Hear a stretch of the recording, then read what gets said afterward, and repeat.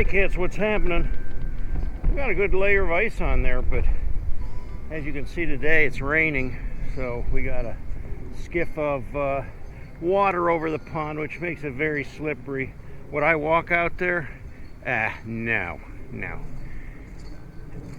We've had quite a bit of snow. I think we almost had 12 inches of snow just a few days ago, and it's almost all gone now because the temperatures went up at like 40 degrees. Still got to keep the house warm. I've still got a pile of logs here that I've got to haul up to the house and stack on the porch. Some of that stuff needs split. I'll do that today. A little bit of rain won't melt me, I hope, but I'm going to go in where it's dry for now. That's a little better in here. At least it's dry. Hey, we're coming into the new year. Tomorrow is New Year's Day, so Happy New Year's. V and I are going to celebrate tonight a little bit. We're going to use our new Instant Pot. Haven't used it yet. It's a gift from her son. And we're going to make some fried rice. And we're going to make some hot and sour soup. It's one of V's favorites. We get it at the Asian restaurant, the hot and sour soup. It's got all the mushrooms and everything in there. Not for everybody, but it's almost like it warms you all the way through, so it's good stuff. But anyway, we're looking forward to celebrating tonight, and we hope you guys are looking forward to a new year too.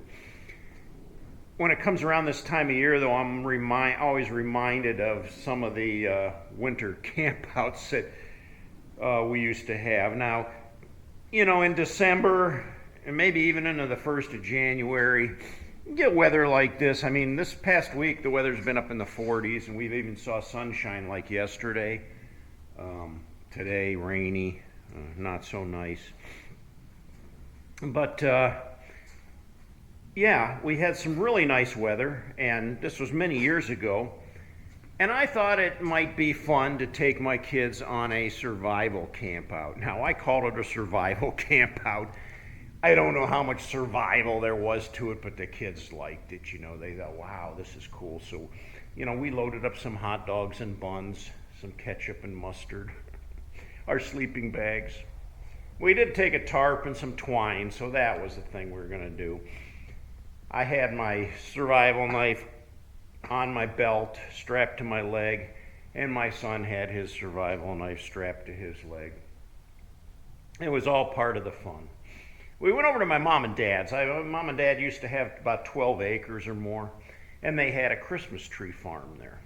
So if you went all the way back, we called it the back 40, where the Christmas trees were, it was just big meadows with lines and lines of Christmas trees. So the kids and I, we loaded up grabbed our sleeping bags, our tarp, some twine, and our cooler full of food, and we hiked on back to the back of the Christmas tree farm.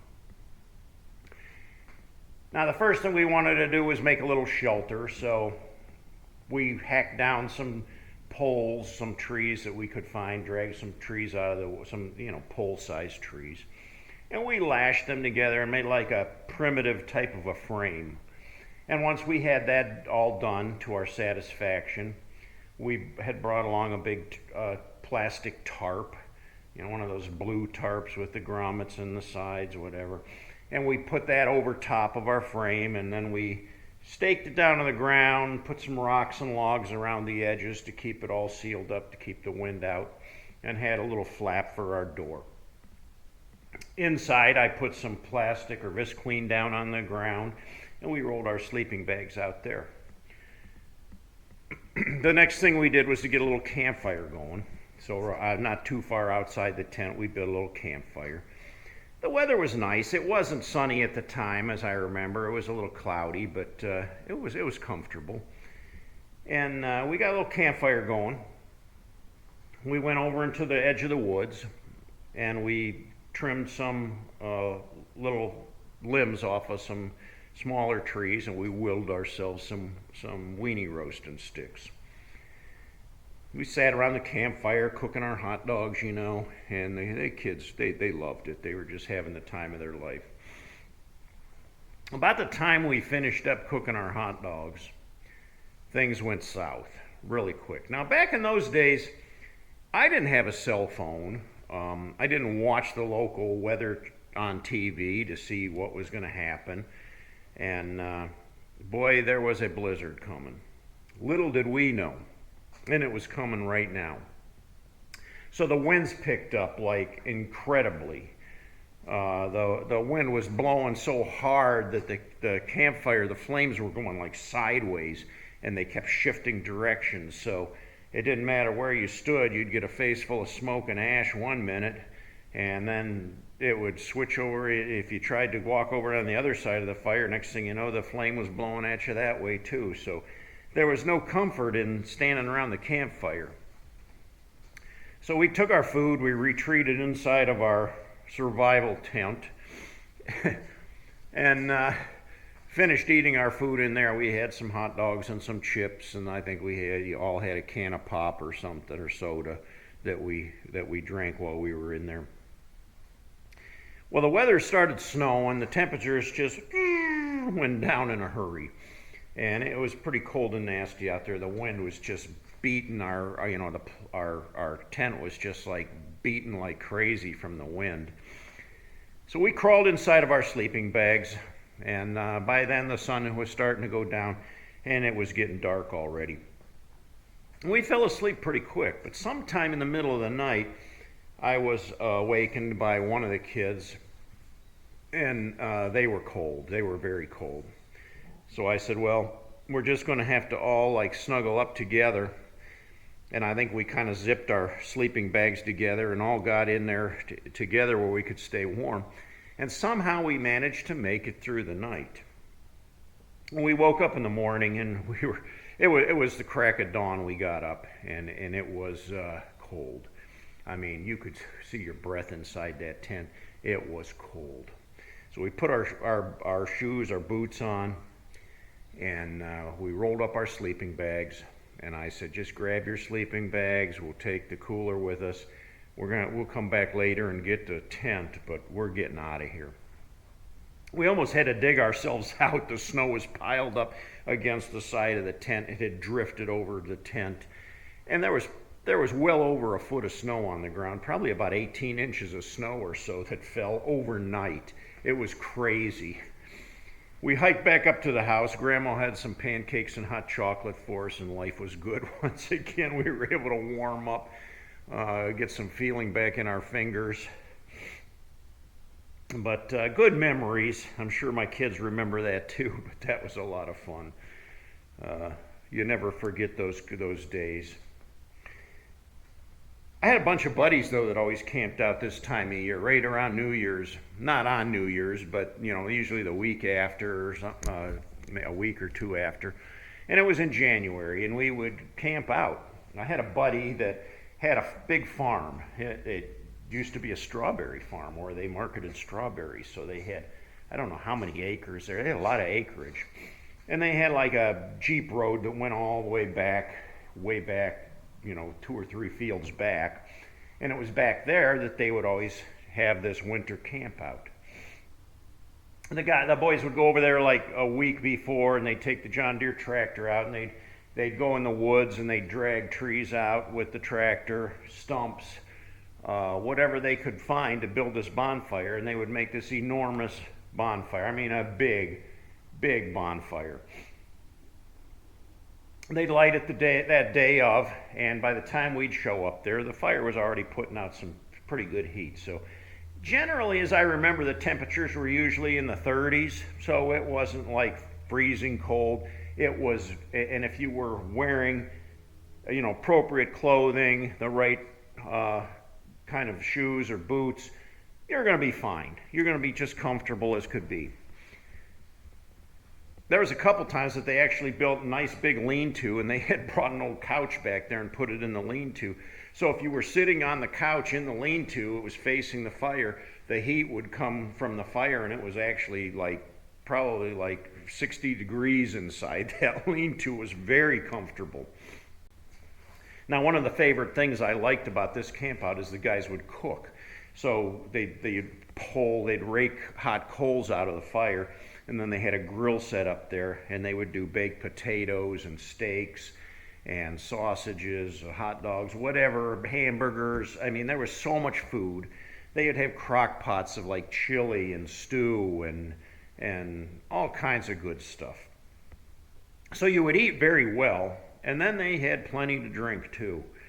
So it was just kind of a fun get together, eat well, and then drink well, and have a good time around the campfire.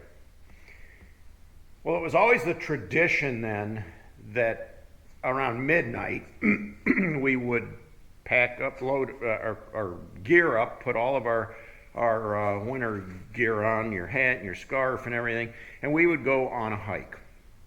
Well, they had enough acreage there that he could take us back in through the woods, and usually we'd be gone for at least an hour or two just hiking back in the woods. Now, we didn't carry flashlights or anything.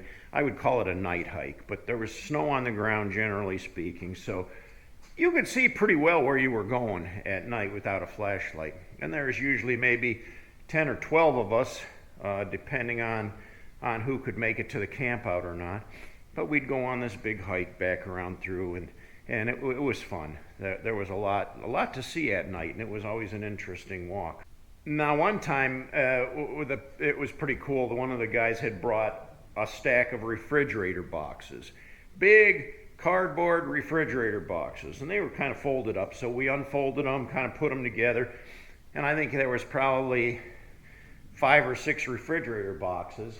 And if you left the end open and aimed it towards the bonfire, you could roll your sleeping bag up inside this refrigerator box, and it was like an oven. The heat would come in there from the bonfire and actually kept us quite comfortable and warm. That was a fun camp out. There was one, though, that wasn't quite so fun. It started a blizzard, and the temperature went way down. It went way down. It was really wickedly cold. So you were comfortable as long as you stayed by the campfire or the bonfire, but to walk away from the fire area, you got cold pretty quick.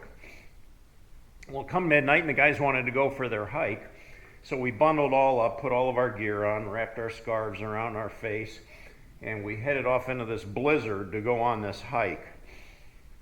We didn't make it very far. The snow was already probably like 18 inches deep. I mean, it was almost up to your knees, and it made walking very hard. It was kind of a heavy snow, so we were trudging along and trying to make through the snow. And after about 20 minutes of this, one of the guys said, "Hey, don't you think it's a good idea if we head back to the campfire?" And almost unanimously, everybody said, "Yep, good idea." We turned around and we went back to the campfire where we could get warm. Well, man, it got so cold that night, I couldn't sleep in my tent. I tried, and it was just so frigid cold. The temperature went down so cold that night. So I crawled into my truck and slept in my truck and kept starting the truck up every once in a while and get the heater on to keep it warm. But at least I was out of the frigid cold to some degree. But it was kind of a hard night to sleep. One of my other buddies, though, he got pretty inebriated, and he crawled into the back of his pickup truck. Well, he had a cap over the top of his pickup truck, so he just flipped the tailgate down, crawled in there, got in his sleeping bag. But he had his boots on, and he left his feet sticking out of his sleeping bag. So here in the back of his truck, he had this cap over the top, and all you could see was these 2 boots hanging out here on the tailgate in the morning when we got up. And he crawled out of there. That poor guy could hardly even walk. His feet were almost frozen. He had no heat at all. He had just been rolled up in this sleeping bag trying to sleep. And it took him I don't even think he warmed up we still had the bonfire going. So he was able to put his feet by the bonfire a little bit, but I think when he left to go home, his feet were still numb. Good memories I have of camping out in the winter. I don't think it's something that I would do today. I don't know. I would probably, I wouldn't mind joining the campfire for the food and a little bit of the drink, but after that, I think I'd pack up and head home. And to be honest with you, they don't even do it anymore. A lot of the guys just kind of decided it was a little rough to do, and it was, something that young guys do and enjoy. But at my age, 65 years old, nah, I'm not going to sleep on the ground anymore. I'm done with those things. So Happy New Year's, everybody. I hope you will have a wonderful Happy New Year. I'm looking forward to 2021 being a much better year than the one that we just had, 2020.